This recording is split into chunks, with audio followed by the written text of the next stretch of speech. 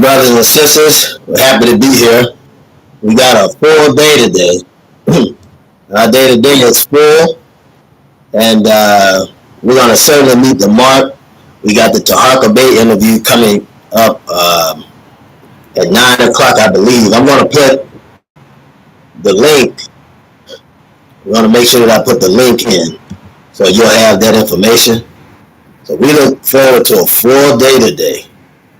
So you will definitely have that link.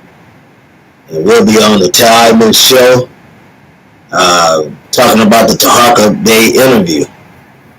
And it is amazing. The things that we found out is amazing. Very, very amazing. So look forward to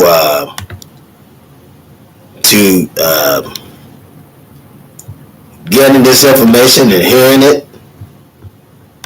We look forward to getting it and hearing it.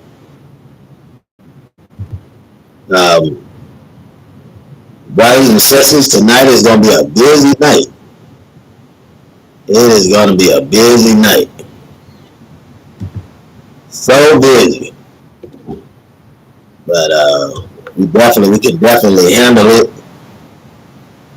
We can definitely handle it. We'll be able to talk about it, talk about obstacles that we're facing as black nationalists. Because we're facing a lot of obstacles as black nationalists. A lot of people, whole entire race of people are being misled by a lot of the things that we're seeing. Certainly being misled. When we have the truth to come out, and then you got people that will distort the truth. So these interviews are very, very, very, very important. It's not something that we can get away from or anything that we can get around. We'll have to discuss and face everything that comes toward us. We have to discuss it. We can't just let it go. But we have to embrace it. We have to embrace it. When individuals are lying, we'll have to come through and embrace that. Found out the brother has a lot of sites where you think other people are making remarks. These are sites that he controls. And the people that work with him are controlling several different sites to give responses. I don't know anything about system formatics, but the individuals that are familiar with it have shown me. So it's very interesting, brothers and sisters, what these computers can do. Very, very, very interesting. I didn't know that you could buy subscription. I didn't know it. I had no idea. But obviously you can buy subscription on YouTube. So you see people with these outrageous numbers, they've invested the money for it. And they're buying these reaches. Just like you can do with a radio, you can do the same thing with internet. You can buy, with a radio, you use a tower. With the internet, you can buy outreach. I didn't know that. It's something that I just learned. I'm still not going to do it. I'd rather have the following of 500 people or maybe 1,000 people. That's our mark, 1,200. That'll be fine. But I won't buy it. I won't be caught dead buying some likes. I think that's so foolish. And it's shallow. And impatient. So I'm no microwavable leader. I've been out here for a long time. And I'll stay even longer to make the impact that I can make. Even if there's only 10 people, I'll speak and minister as hard as if it were more than 10 people. I can do that. I think today we have to be beyond looking at large crowds. We've got to get beyond that because the large crowds aren't going to help us. And this virtual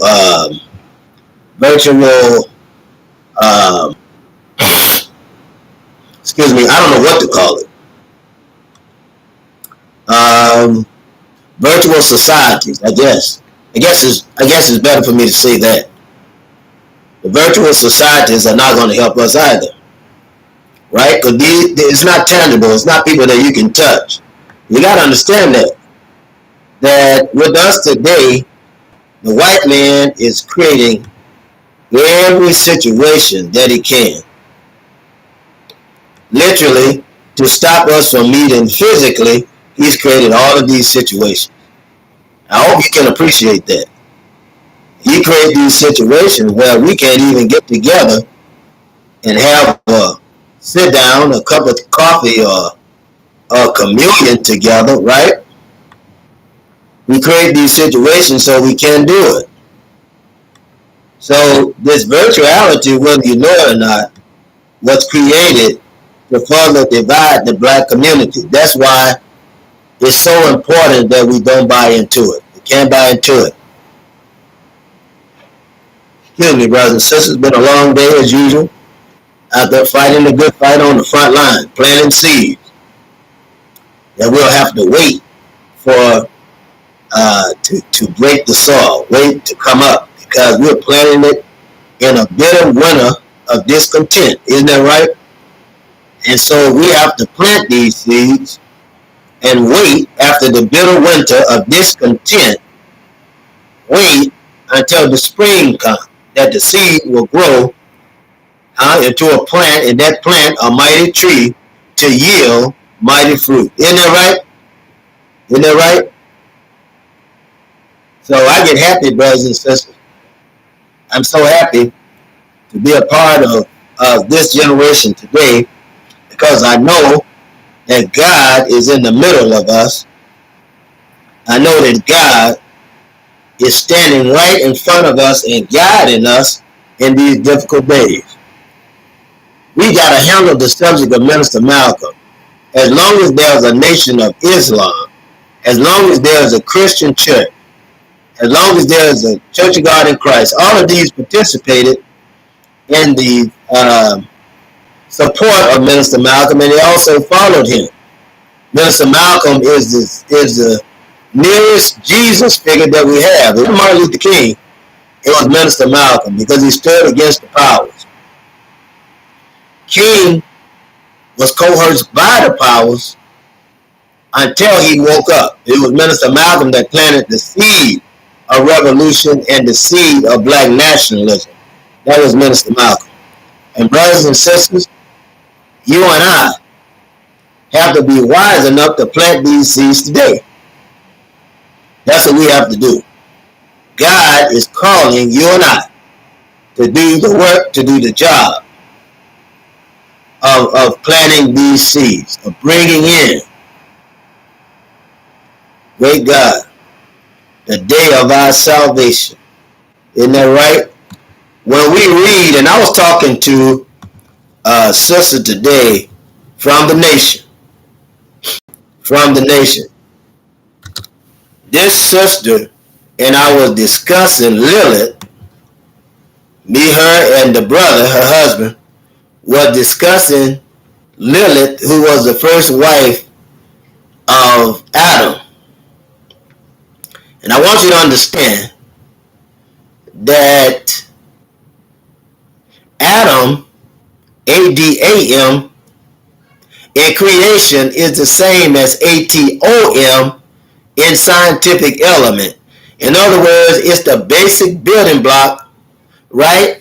A-T-O-M is the basic building block of science as it relates to the elements, and A-D-A-M is the basic building block of man as it relates to our environment, as it relates to the earth.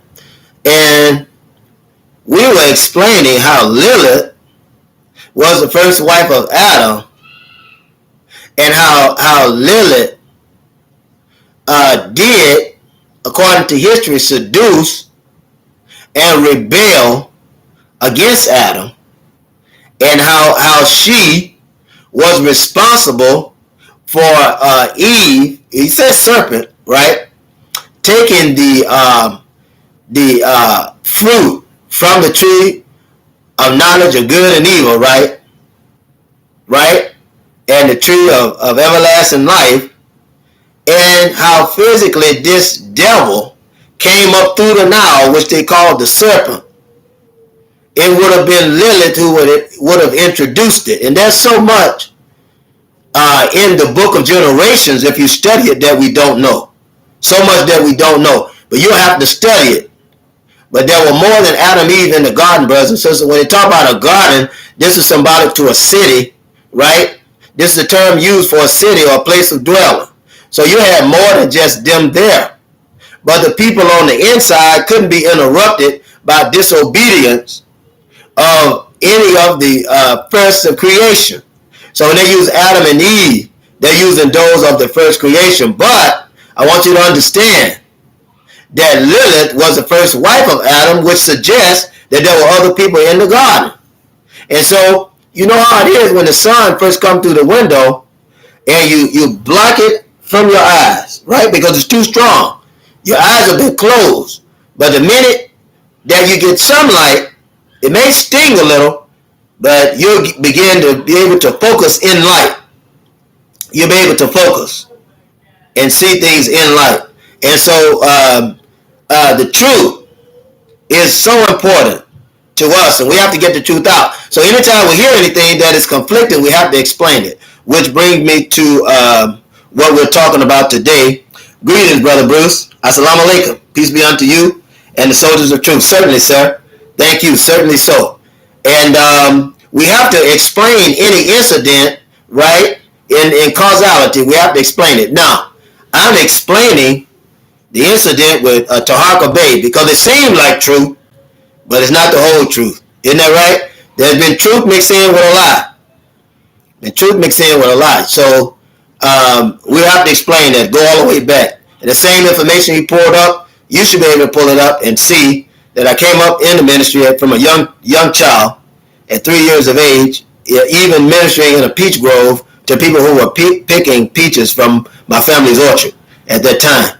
So I have been, the ministry as a part of me, has been a part of me for the entire time. My grandfather, Pastor Samuel Rogers, was very instrumental in the outreach and me learning about the nation, and he himself was a pastor of the Point Pleasant Missionary Baptist Church, as well as Poplar Grove Missionary Baptist Church, which is First Baptist of Poplar Grove, which is located in Arkansas. And I helped him attend those churches, and many ministers came under him. He himself was a human rights leader.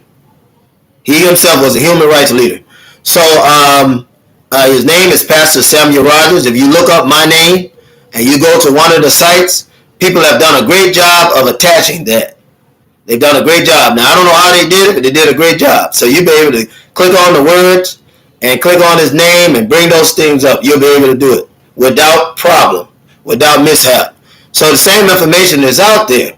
So I came up in the ministry and was introduced to the Nation of Islam first by my grandfather with knowledge, who bought me a book. Then after that, with the advent of Dr. Khalid Abdul Muhammad, then I was brought to Temple Number 28 in Tunica, Mississippi, which is the old Elijah Mosque. I was brought there, which is in Tunica, Mississippi, off Highway 61. If you on the old highway, you'll pass it on the right-hand side. If you're on the new highway, you'll pass it on the left-hand side.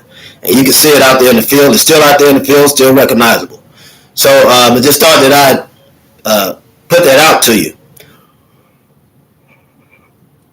Excuse me, brothers and sisters, but we're going to explain it in depth on the Taharqa Bay interview, which will happen tonight. I put the link in there. Ask you all to come so you can hear it. I also have the link on the top of my page, which is Facebook page, and I'm going to put that in there too. I put all of his interviews on that page. If you want to go and look at it, I put all of his interviews on the page, so you'll be able to, even all the interviews, the ones that he decided to go left, I still put them out. I believe it, so I still put them out. Posted them on the Facebook page. I'm gonna put that in there so you have it. So you're able to go to that too. So you'll be able to see it. We stand in boldness because we don't have anything to hide. As brothers and sisters, as Muslims, as children of God, of the Most High, right? So we have nothing to hide, and we're qualified in what we do. Very much qualified. But you and I have a job to do, brothers and sisters. The job that we have is too big for us to be sitting around proving this and proving that. The information is out there. If they want it, they can find it. But more than anything else, I think that we owe each other to put out the truth, because there are people that are depending on it. There are people that are depending on it. They haven't seen the privilege of what we're putting out now, but eventually they will be able to receive this. Maybe some years later. Nonetheless, the time is coming where they'll be able to receive this truth that we're putting out, and they'll know it's the truth, and this truth shall make them free. It won't set them free, but it'll make them free. Isn't that right? Right? Because freedom and liberation first starts here. Freedom and liberation starts here, and then once it comes from here, it goes here, and then it comes out of the mouth. Isn't that right? So, brothers and sisters, we certainly have a job to do in putting out this truth, so brothers and sisters will know it. It won't be turned around. Now, I want you to understand, there are some people that, no matter how much truth you speak, they'll continue to believe a lie. It's because they want to. If their mind and goal and motive is to disprove truth, then they'll speak it. And it's not them. It's not them that's speaking it. It's the satanic force inside of them that's speaking that was put there by the white man. I bet you said, well, that brother, he blames the white man for everything. Why blame him for everything on this earth? Excuse me, brothers and sisters. I blame for everything on this earth that's happening, that's going bad. I blame him for that, because he created it. He's a father of lies, corrupter of all things good, perverter of all truth. Isn't that right? That's what the Quran says and the Bible. Isn't that right? That he's a perverter of all truth. So we have to know that. Now, brothers and sisters, you see me scratching my face and my neck, is because I shaved 3 times a day, and I still did it. But if you look, I got a shadow coming on real close. All you got to do is look real close, find out I have a shadow. But I have to shave 3 times a day. But I think I'm looking pretty decent to be before you today. But I still will apologize for the fact that there's stubble on my face. There's stubble on my face, and I will apologize to you for that. Certainly apologize. That's not the way that I want to appear before you. I like to appear right and exact and upright, righteous. So that's the way that I want to appear, and I want to apologize to you ahead of time. But I tell you, shaving once is not like shaving at all. Shaving twice is almost like just shaving once, and shaving 3 times is almost like shaving twice. So I have to continue. I got to figure out another plan and timing to be able to shave and have it smooth, right? To keep it smooth when I come before you. I want to come before you right and exact. But brothers and sisters, we're here to talk about Minister Malcolm, our brother Minister Malcolm X, and how he's like Khalid Muhammad. We're here to talk about that. But while we're waiting on some brothers and sisters. We're certainly waiting on some brothers and sisters. And while we're waiting on them, we want to just touch on the foundation, because we know that Dr. Khalid Abdul Muhammad went through similar things that Minister Malcolm X went through, and it was literally undeniable.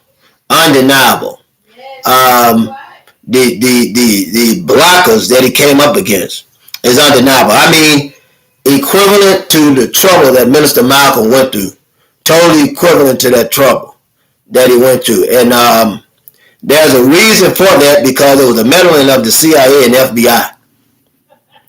Their meddling caused Dr. Khalid to catch hell, because I explained to you before, you couldn't have a Khalid Abdul Muhammad going in mainstream.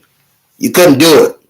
And I want to be plain when I tell you that Dr. Khalid Muhammad came under the most honorable Elijah Muhammad. He came into the Nation of Islam from his own lips to me in 1970. 1970, he became a member of the Nation of Islam in 1970. Now, the most honorable Elijah Muhammad was still alive, so Khalid Abdul Muhammad would have been able to see the messenger. He was able to see him and sit at his feet and listen to him. And when you see Khalid Abdul Muhammad, he reminds you of one born out of due season. One born out of due season. Right? He was there at the very end, yet getting the knowledge from the Most Honorable Elijah Muhammad and hearing it the first time and experiencing this for the first time from a man that he longed to meet. Who is this black man, he used to say? Who is this beautiful black brother talking about black nationalism, talking about black peace, talking about black culture, talking about black religion, the black God, talking about black economy? Who is this man? And he talked about the Most Honorable Elijah Muhammad in such a way that if we had not had him, we wouldn't have the answer to our liberation today. And it's beautiful the way he says it, because he had a chance to talk to the messenger, right? And by listening to the messenger and hearing the knowledge of the messenger, the message would not go unspoken. He didn't have to listen to Minister Farrakhan.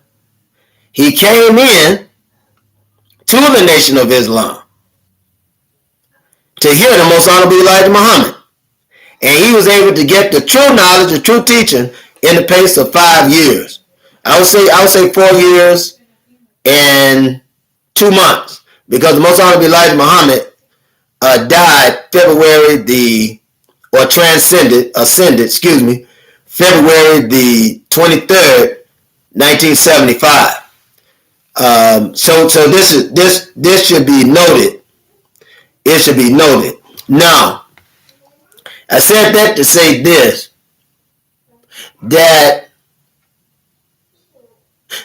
75, and Dr. Khalid came in at 70. Minister Malcolm had been killed in 1965, and little did Dr. Khalid Muhammad know that he would be compared to Minister Malcolm for the way that he spoke. And the people in the Nation of Islam had a type of rhythm with Dr. Khalid Muhammad. Same way they had with Minister Malcolm. It was a preacher's rhythm. It was a minister's rhythm that they had back and forth with our brothers.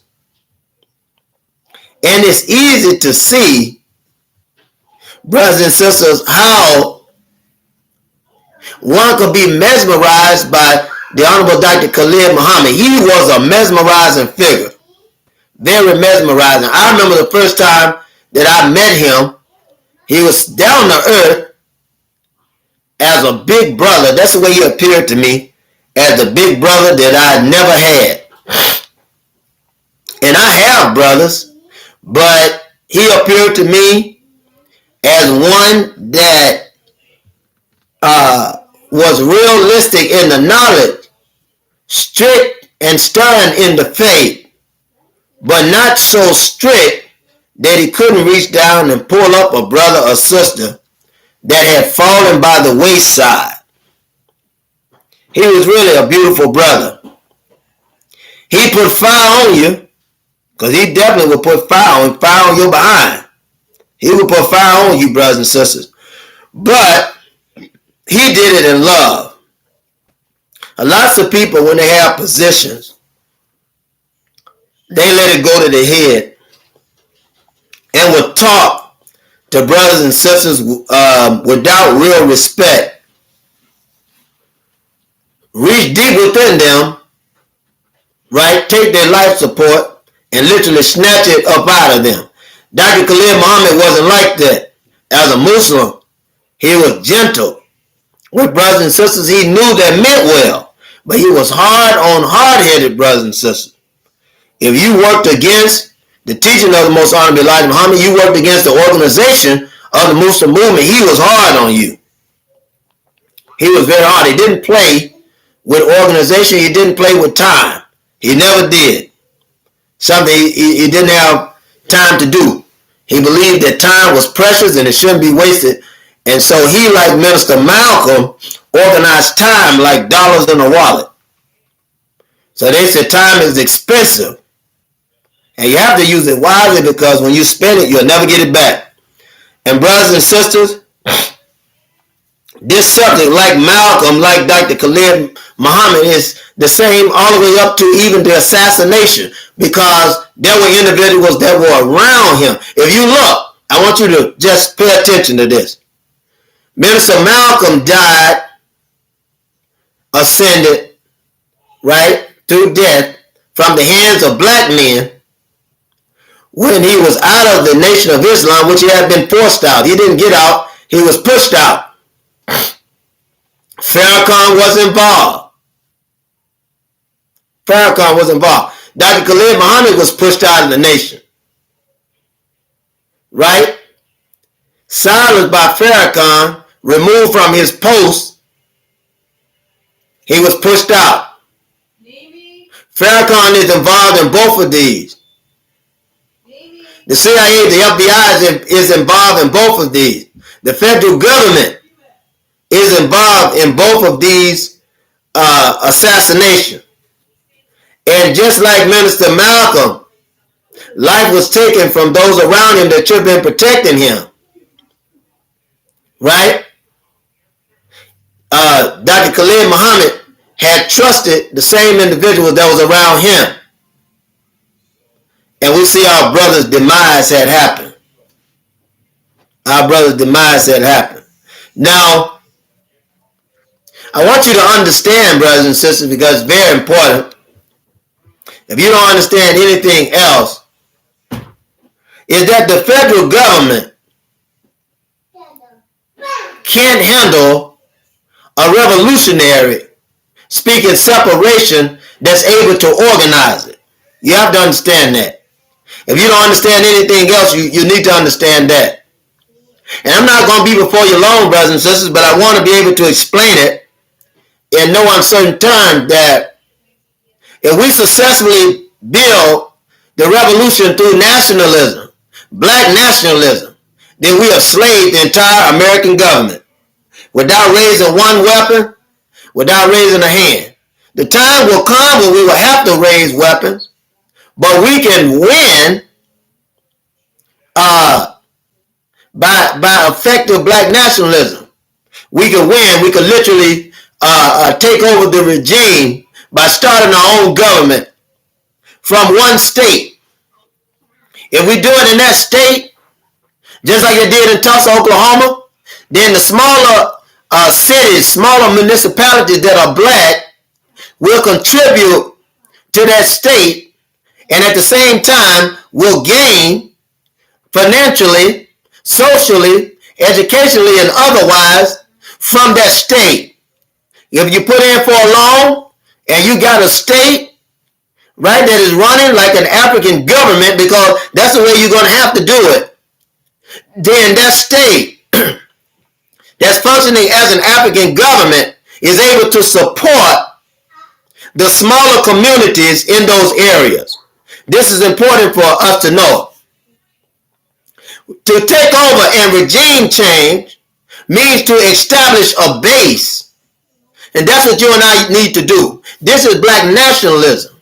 But I must warn you, when you organize in this way, that you have to also accept the fact that you're going to have an army, and you're going to have Minutemen established in certain places to protect your investment. You have to understand that. Whether it be religious, whether it be economically, whether it be spiritually, or otherwise, you would have to have an army to protect that investment. Because the day will come when you have this state running so powerfully like Tulsa, Oklahoma was back in the day, in the 20s, right?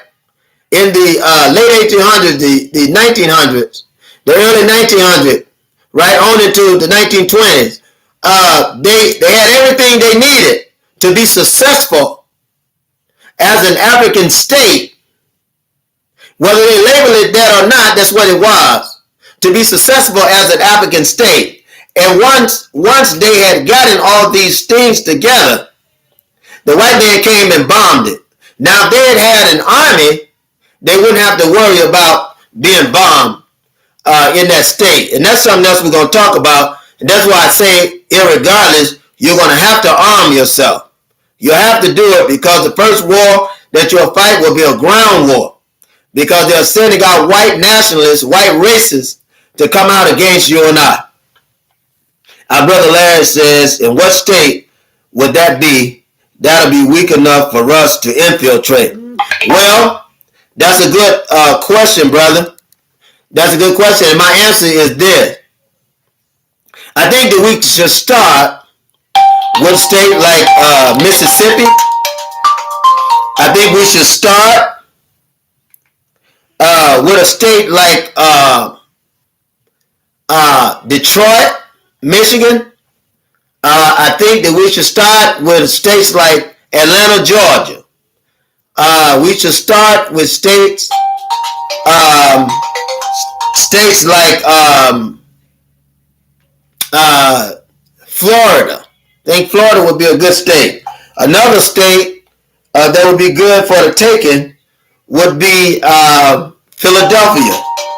Philadelphia would certainly be a state easy to take. Would be easy to take to reorganize. Any state, and when we talk about weakness, I want you to understand, when I say weak enough to overcome, you can start with any state. What you're going to need is, the fact of what you'll need is the population to support it. If you get black people to come into Detroit, for instance, and they build up a system of finance, a system of social activity, a system of economy, religiously and otherwise, then and there's enough people to do marketplace where they're not sponsoring the white community, you will be successful because those dollars that are being raised is coming into the black community. For instance, if you're buying products from black people that are canned, let's say you stop going to Walmart, stop going to Whole Foods, and you start to get fresh produce from black people, and then get the canned produce from jar canning, people that do canning. This is monies. These are monies. You all decide to invest religiously in the same temple that's teaching black nationalism. And you pack this temple out with people hearing the same message and sermon. And the purpose of the message and sermon is to galvanize the black community, buying up the houses in the black community. This is what the Most Honorable Elijah Muhammad was talking about. This is what Minister Malcolm X was talking about. This is what Dr. Khalid Muhammad was talking about. It's nation building. With black nationalism, it's the amount of people with the same goal and same idea to recreate, to mimic around that city, around that state, right? Mercantilism, right? Or products, consumer products or consumer buyers product, right? To be able to support the black community, right? Like the People's Market or the People's Store that the Most Honorable Elijah Muhammad had. This is just one of the starts. One thing. If we're buying groceries from black supermarkets, then we won't have to go to the white supermarket to buy those groceries. We won't have to go. If we are getting gas, right, from black filling stations, I'm calling them filling stations, like in the old days, or gas stations, fuel stations, then we won't have to go to the white gas stations to get fuel. We'll have our own, and that money will circle in the black community. If we are buying up the houses and we're renovating the houses, we won't have to go into the white people's community or go to the white housing market to buy houses. We'll have that within ourselves. Anything that the whites are doing, we'll be doing. We're mimicking and have it ourselves. The same way they did in Tulsa, Oklahoma. The very same way they did it. And Greenwood, Alpine Pine, right? Greenwood, Alpine Pine was a very business, industrious place. And that's the same thing that we have to do. Our Minister Malcolm and Dr. Khalid Muhammad were talking about these things by spreading out the philosophy of the Most Honorable Elijah Muhammad. If you remember, Minister Malcolm said I could do more outside of the Muslim movement for Mr. Muhammad because I want to help him just that bad. He knew that this was a great focus. He knew that it was great teaching, and he knew that it would be the one thing to put black people where they could be independent, right, and setting as equals, right, though running a separate government, and that's what it would be. That's what it would be. So any state really, but for the sake of it, Detroit, Atlanta, Georgia, Mississippi, believe it or not, Florida, New York, Philadelphia, just to name a few. Just to name a few. And Chicago on some scale, on a large scale, Chicago. You just got to get the people to stop selling out in those places. But especially Chicago. But you can do it. You can certainly do it. So when we say weak enough for us to infiltrate, we don't have to think about weakness in the term of the states being powerful. Infiltration will happen by numbers. And if we mean it by that, if that's what we mean by weakness, then yeah, where there are very few whites, we come in, take over those territories, put in our own people in politics, create our own rules, buy up the property, and build it up. Beautify those cities.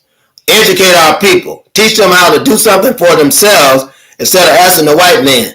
And the minute that we pump money and privilege and possibility in those cities, you'll see people getting off assisted living. You'll see people getting off welfare. You'll see them getting off because they won't need it anymore. The minute they won't need it. If we create a system where our people can become financially independent, they won't need it anymore. And see, this is dangerous talk. Because if you go back and listen to the earlier Minister Malcolm and what he's putting out from the lips of the Most Honorable Elijah Muhammad, and you listen to the speeches of Dr. Khalid Muhammad earlier on, and even later, they're talking about black nationalism. And they knew, well, we can build these things up, but we have to have self-defense units to be able to protect our investment. So anytime a brother have reached or sister have reached the point where they're able to accept that if we build up businesses for our community, we can build up our community. If you build a bank, you start a bank or lending institution, then the people in the community could get loans too. And those loans could be stapled in place by certain collaterals. Our job is to own the collaterals. So if the person want to get it back, they can. But if they can't pay for it, it still stays within the black community. I hope you can appreciate that. And Minister Malcolm and Dr. Khalid Muhammad was talking on these bases. If you miss anything that they said, understand that they were talking about black nationalism, right? That your religion would be black nationalism. Your financial situation would be black nationalism. Your social situation would be built on black nationalism.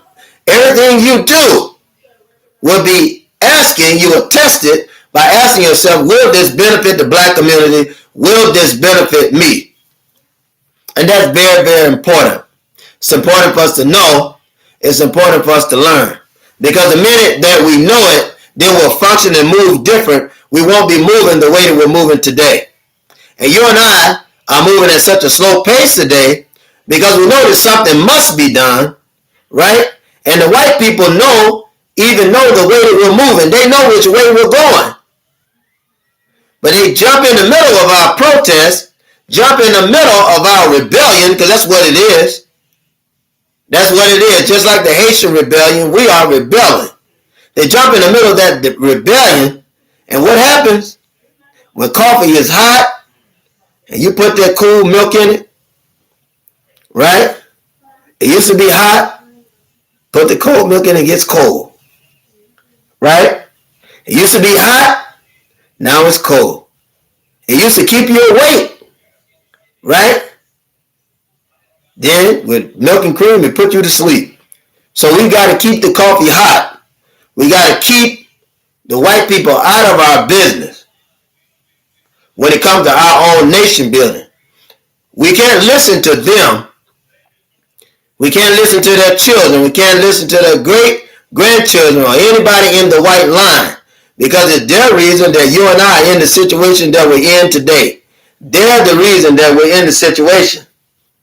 And you have to understand this, and this is something that Dr. Khalid Muhammad and Minister Malcolm X understood fully, the teachings of the Most Honorable Elijah Muhammad. They understood it because they knew that whatever the white man gave you, he could always take it back. And that the white man is not going to get rid of any privilege that he has.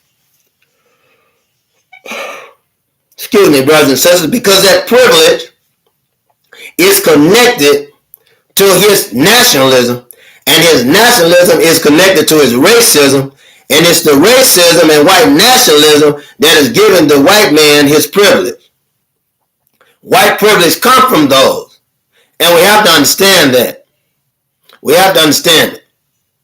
We have to understand that Dr. Khalid Abdul Muhammad and Minister Malcolm X was a threat to the present power, or the powers to be. He's a threat. They're a threat to the power. Dr. Khalid Muhammad during the time of Clinton was a threat to the Clinton administration. The Clinton administration that ran the American corporation that endorsed slavery as the greatest market ever known to white man, as he used it to build up a great dynasty, great country that the black man has yet to benefit from, has yet to receive reparations from. You have to understand that. If you don't understand that, then you don't know history. If you don't understand that you have to fight to get out of the situation that you're in, then you don't understand history. Because history shows you that any nation that was oppressed will have to come away from under that oppression by revolution, right? And rebellion. Revolt against the powers, against the present powers. And so these brothers couldn't pass on. I want you to understand that the federal government was responsible for both of these rifts. Minister Malcolm began to stir not only the Kennedy administration, but he stirred the Eisenhower administration, the president before John F. Kennedy, because he was being taught and trained by the Most Honorable Elijah Muhammad, who had still declared the white man as the devil, who didn't bag off the premises of the white man being innately evil, and could prove it every day. Because it was the white man who put the black man in the situation, and while putting him in the situation of slavery, he worked on the latter generation of black children to make them hate Africa. And in hating Africa, they ended up hating themselves.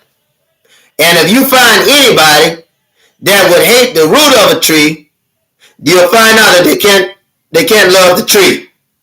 So Africa is our roots. Our generation, our archaeological significance come from there. Our identity and our DNA comes from Africa.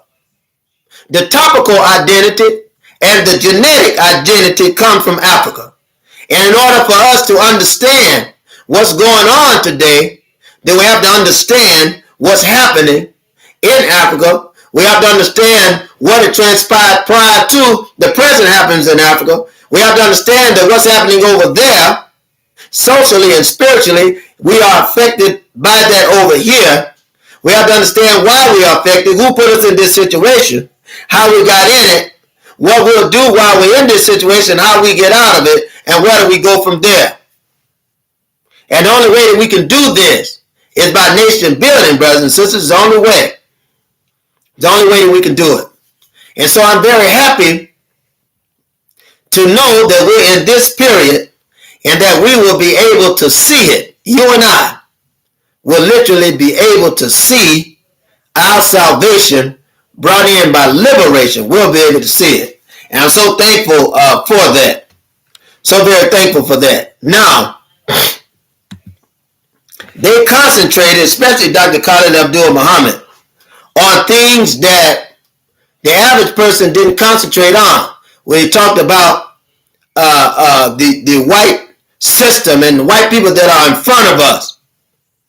And he explained it in a parable. Is that right or wrong? He used the parable of the white spider.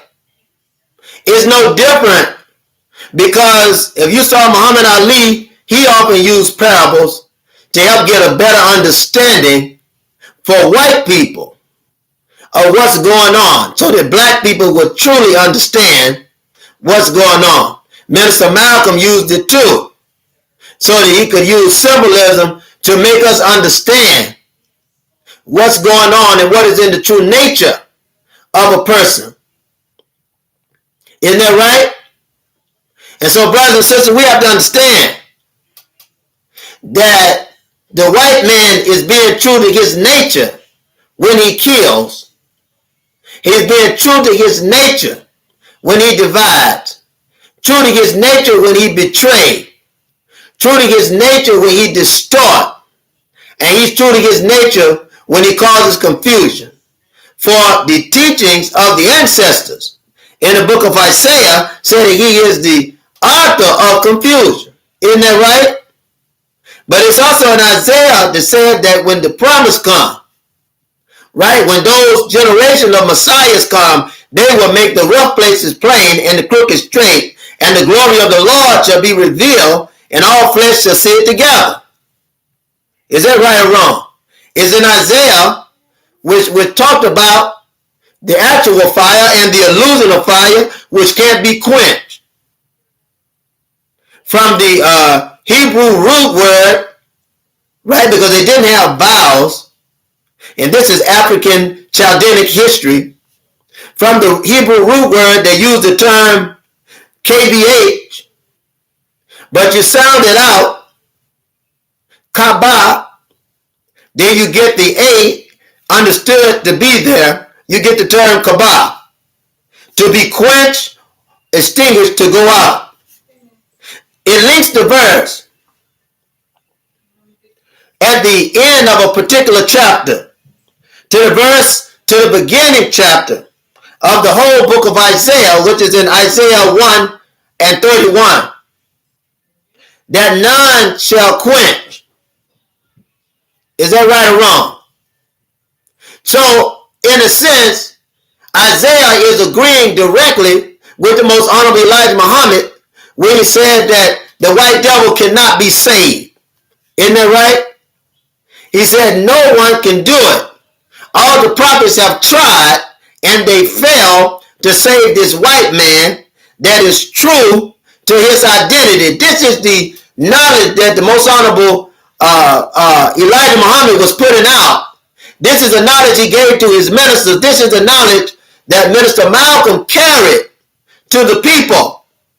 Understand that he was coming from the most honorable Elijah Muhammad, who was symbolic to a Moses. As a matter of fact, he was called the Moses of our time, brothers and sisters. And Aaron came from Moses, like Minister Malcolm came from the most honorable Elijah Muhammad, to give the people what God's instructions are for them to survive. And the main knowledge, the main teaching was to not fear the white man. Isn't that right? For God is stronger, and God is a jealous God. He have no God before him. Don't fear the white man, for the white man can only harm the body. But fear God, who can harm the body as well as the soul. And so the whole book of Isaiah 1 and 31 says that none shall quench it. Quench what? Hell's fire, which is the judgment for the white man. Moreover, it's used in 3 other places in Isaiah. And it's interesting that both of these ministers concentrated on this. It's interesting because there are very few Muslim ministers that would do it. You also saw the Most Honorable Elijah Muhammad teach on it. And it's often talked about, but I'll give you the verses today, that of the servant in Isaiah 4 and 42 and 3, that a dimly burning wick, smoking flax, he will not quench. That the fire devouring Edom, right? For where the place that the Edomites come from, isn't that right? Those that are wicked, the heathen, right? Right, which fall into the lineage of Jacob, the lineage of Cain, the lineage of Lilith, right? The fire devouring Edom, the judgment of the white man, will not be quenched. Then in 34 and 10, that same book of Isaiah, right? Those who oppose the Lord's path are quenched like a wick. In other words, the fire will totally consume it. Totally consume it. Will not stop burning until the thing is burned up. So brothers and sisters, Dr. Khalid Muhammad and the Minister Malcolm X talk about the judgment of the white man. And people were listening to this, not just Muslim, but also Christian. And they started to speak of Muslims as God's handiwork and were willing to go to any length in righteousness to prove such. And so, brothers and sisters, they were letting us know, because this was a precursor to what you and I are going through today. They were letting us know in no uncertain term that the time will come when we ourselves, after acting out all the knowledge to establish ourselves as a type of independent religious state. I think the Africans call it a caliphate. When we establish ourselves as an independent state, that we will have to be able to have arms to bag it up in the time that we're in. Because there's no such thing as a bloodless revolution. And you and I, in standing up today, this is what we're putting forth. We're putting forth a revolution and an evolution to change the disposition of black people.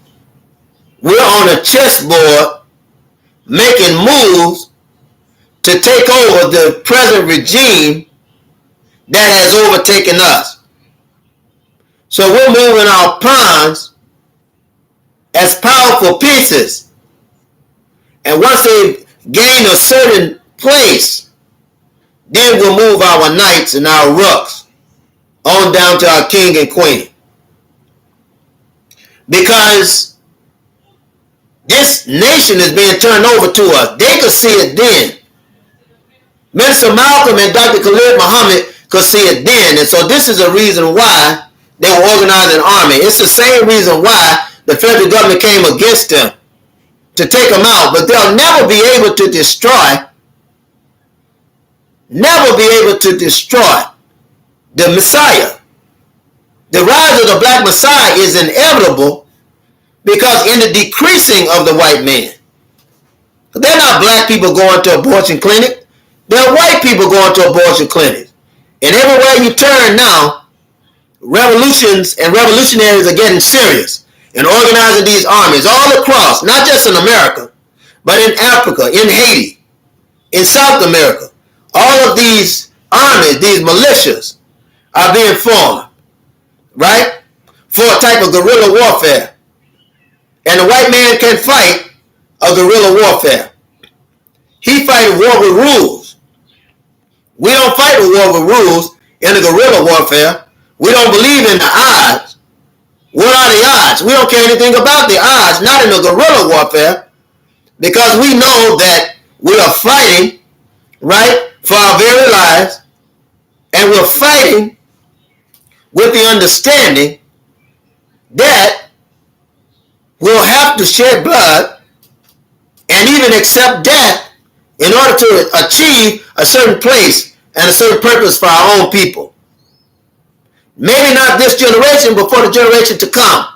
And brothers and sisters, mark my words, you and I will see the fall of the white man and the rise of the black man into the place that God has given him. We will be able to see that in our time, and it won't be very long. We will be able to see that. But we have to be organized. We have to be in the place where we're able to act these things out. God has already set the people in place. But this is not good news for the government. The government don't want to hear you say anything about liberation, and it's crazy because how long did the white man think that he'd keep us in this situation? And keep killing us and beating us, miseducating us and mistreating us? I mean, it's crazy for him to even think that we will be foolish enough to allow him to continue to lord over us and mistreat us. But brothers and sisters, you have some out there that will do anything for that white man, including kill you and I for standing up as liberal individuals or individuals teaching liberation. You have brothers and sisters that can be paid a little money to wipe you out. And if then before they do that, they'll always go behind you and undo everything that you said. Everything that you said. And we're still dealing with this type of house Negro, right? And field Negro mentality. We're still dealing with it. We'll never get away from it. I want you to understand that. We'll never get away from it because there are many that believe that white is right and that black should stay back. They believe that. This is an old teaching, but there are many that still believe that the white man is right. They believe that white is right, right? And if you believe that white is right, then that means you don't agree with anything that's black. And it's just crazy for a black man or black woman to not want to be liberated. It's crazy for the black man or black woman to get exhausted and satisfied in the system that the white man has created to keep you and I oppressed. Brothers and sisters, it's strange. It's unheard of, unthought of. But you have people that pump this kind of faith and belief in wickedness. And to put someone in oppression is wicked. Minister Malcolm and Dr. Khalid Muhammad wasn't willing to do that. There's a man in between the both of them, right, that is responsible for their demise. I'll let you figure that one out. I'll let you figure it out. But this individual is the main individual that is contracting the work of the federal government and distorting the teachings of the Most Honorable Elijah Muhammad. Well, you gonna make me say it, aren't you? Minister Farrakhan is distorting the teachings of the Most Honorable Elijah Muhammad and destroying anyone that is willing to stand up for black nationalism. He's done it by even saying that some white people are good, some are bad. He said that there's some good Jews and bad Jews. He said that not all white people are devils. Now, the Most Honorable Elijah Muhammad tells us that the white man is the devil. He tells us that. Is that right or wrong? He let us know. He let us know. But brothers and sisters, Farrakhan, he says one thing and does another.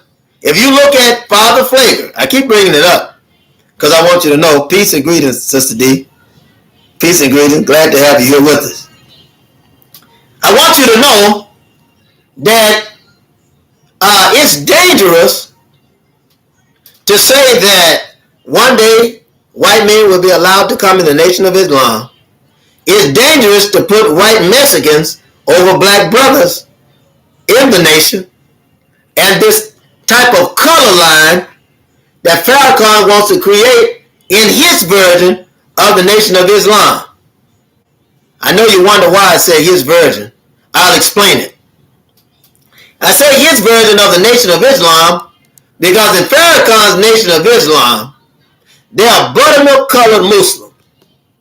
Buttermilk colored. Right? They're in all of this hierarchy.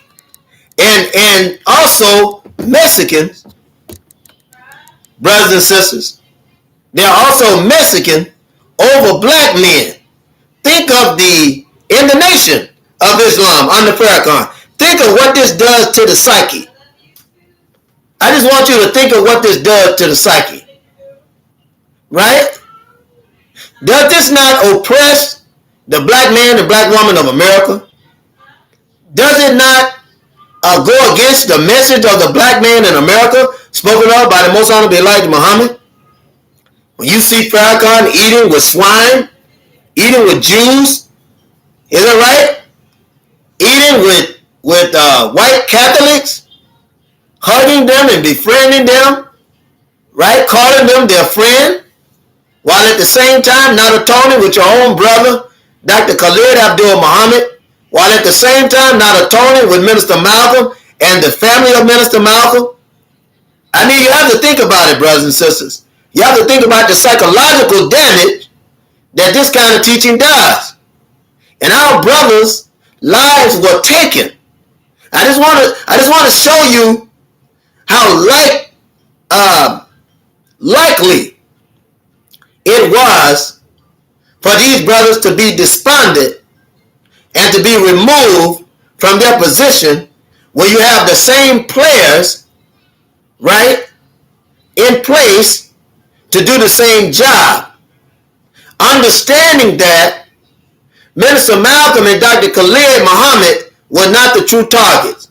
It was the Most Honorable Elijah Muhammad that was the target, and his teaching and his message to the black man and black woman in America. You know, but before we could get the master, we would have to get the stone builder. Isn't that right? And it's the stone builder, right, and the stone that was refused, right, which has become the head corner. Isn't that right? The stone that was refused had become the head corner. The stone that the builders refused had become the head corner. So see, what you and I have learned in this, when we pay attention, is that before we can destroy a messenger, we must first destroy his message. And what was his message the Most Honorable Elijah Muhammad gave to the black man and black woman of America? His message was to do for self. That was his message. When you look at the Nation of Islam and the teaching of the Most Honorable Elijah Muhammad that Minister Malcolm received in the late 40s, in the 50s, prior to him coming out, living at the messenger's home and being trained and studied with by the messenger, when you look at Dr. Khalid Muhammad, as he came into the Nation of Islam, which was still at its zenith at the time, with the teaching and the training of the Most Honorable Elijah Muhammad. I said zenith in the way of knowledge. Then we began to understand why these men had to be destroyed, because before they could get to the Most Honorable Elijah Muhammad, they had to destroy the message that the Most Honorable Elijah Muhammad had given. You have to understand that. And you and I, by teaching the message and teaching of the Most Honorable Elijah Muhammad, are able to truly help the people. And we have to teach that message. The message of the messenger and his message to the black man was to do for self, right? And each one teach one to reach one, and giving the same message to do for self. To do what the white man can't do for you. Liberate your own self. This is something that it can't do. And by us doing this, by us teaching the message of the Most Honorable Elijah Muhammad that belonged to the black man and black woman, we're able to fulfill the destiny of his teaching. And that is to create a society for ourselves, a society of our own, so that we're able to overcome capitalism, oppression, and able to liberate ourselves. Now, in our day and time, because of the amount of attacks that we feel and that we experience and the death that we're witnessing on every hand, we also must know that we have to get guns to defend our investment. What is the investment of the black man? Women and children. and men that are being created through the loins of our black women. And by protecting this investment, she's able to produce, teach, and relay duties to our children. And with the brother's protection of that woman, they were able to create and mobilize a massive army to protect the community, to educate the community, and to defend it with our very lives. And I just wanted to touch on that with you today. We talked about it before, but I just wanted to make clear certain things on that today, brothers and sisters. I'm not going to hold you any longer than that. I thank you for coming because I asked you to attend the Tahaka Bay interview. And so we'll see you there. Certainly see you there. But you have the support link. We're not going to beat a dead horse, brothers and sisters. And whatever you can do, tell people about the show that we're about to go on with Atal Ayman. And talk about the Tahaka Bay interview. This is very important. We'll be running an interview. We'll have 7 interviews to explain the course of all of that, to explain the unity, the United Black Front, and to explain also certain treaties, if you will, that brothers and sisters in the movement have made with one another, and the panel discussion that's coming up. We'll have a panel discussion to be able to explain a lot of our discourse with one another, so that we can all be able to come together, so we can all speak on one accord, so we can all unite against this beast that is attacking us every day, every week, every second, every minute of our lives, every month, every year of our lives, right? And so I thank you, and we look forward to this interview. I see that Brother Tahaka Bay has stopped by on a different name, Black Thought. And we won't release anything. We'll keep it on there. We appreciate the comments, because the comments always help, and we'll leave it on there. But brothers and sisters, I thank you for attending, and I say unto you to be strong, be at peace, continue to fight the good fight, continue to stand strong, continue to stand strong, because it's true that will outrun a lie. My grandmother used to tell me, she said that a lie is weighed in pounds and ounces, but the truth is weighed in tons. It may take the truth a while to get there, but the minute it gets there, it will be able to do what it set out to do, and that is to crush the lie and the liar. That is to crush the lie and the liar. So we have our brother here, Brother Tahaka, stop by to hear what we have to say. You can go on Facebook. If you need the link to the show, you can go on my Facebook, and on my Facebook you'll see the title of that show. On my Facebook, I put that in the link for you.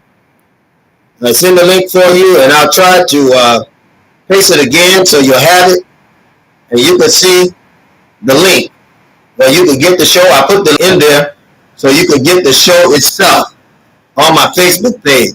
But we certainly thank Brother Tahaka for stopping by. We certainly thank him. He's got a lot of YouTube names. And he come in on all of them. He worked around the clock because he's hired to do so, brothers and sisters. Now, and we're going to talk about it, but you and I both know that the only way that a felon, a lifetime sexual offender and pedophile, a lifetime criminal with armed weapons, armed robbery, the only way that they could get a show like that is that the enemy is sponsoring them. The FBI and CIA is sponsoring them to do the evil that they're doing. It's the only way. The brother said he's going to be the next Malcolm X. It's a shame. It's a shame. Hiding in religious orders to do evil against the people and being financed by the enemy, and will speak the word of Allah from his mouth, saying that Allah is sponsoring him and sponsoring his show. It's sad, it's foolish. The brother has no conscience. No conscience. Beating women with baseball bats, Brothers and sisters, that's not the work of Minister Malcolm. That's not the work of Dr. Khalid Muhammad. That's not the work. That's not the work. And so we've got to do better. We've got to do so much better than that. So we have to expose this brother, and we'll have 7 shows where we're going to expose this brother and tell our people to be aware of him. And I'm going to leave that link up on my Facebook site for an entire year to protect black women and black children out there that have been wronged by this brother. I mean, a common criminal being supported by the federal government. A common criminal. Brothers and sisters, I salute you. I say unto you, peace be unto you. Peace be unto you. 7 shows that'll be played every 7 days to talk about the Tahaka Bay interview. And the first one begins tonight. Brothers and sisters, I'm looking forward to it. Seeing you there. I'll put the link inside of the comment.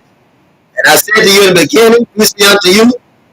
I said in the end, peace be unto you. Assalamu alaikum. I love you, brothers and sisters. Tell your brothers and sisters that you love them as well.